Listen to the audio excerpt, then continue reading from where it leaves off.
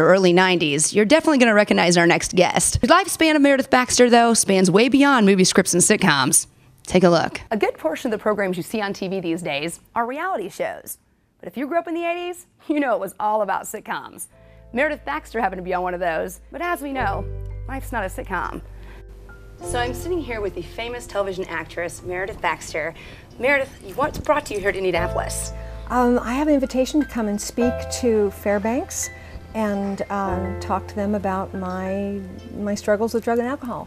I'm a sober alcoholic, and that's why I'm here to talk about my story. So in terms of being in Hollywood, there's a pressure with that. I mean, if someone was going out there, how can they avoid that? Oh, Hollywood's a piece of cake. It's marriage. It's terrible. Are you kidding? I'm divorced too. See, connect the dots. What led you, I mean, not to get too personal, but I mean, what were some of the struggles that led you into alcoholism? When we're sober, we get personal. It's okay. Okay. The groundwork was laid when I was a child. I developed a belief system because of things that happened in my life that told me I was not a valuable or loved person. And that belief system directed the trajectory of my life. Every choice I made, every relationship I got into was based on this feeling of being unloved.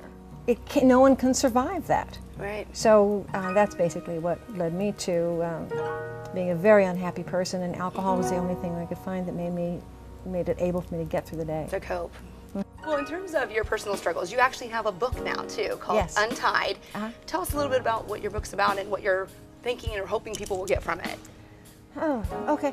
Well, it's Untied, a memoir of family, fame, and floundering. And I basically touch on a lot of stuff. Oprah called it a tell-all book, and it's by no means a tell-all book in my perception. It's a tell enough.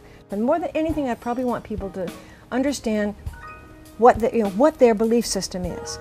What stories are they making up about a situation to allow themselves to be in tricky situations? You know, being sober and learning to understand what I think and speak honestly about what's going on with me I learned that in 12-step programs. Wow. And if I hadn't been there, I could not have written the book. Awesome. Thank you so much. You've been amazing. Thanks, As far as one last question, I mean, you know, what people can learn from this, there's one thing that you could tell them. Pass it on.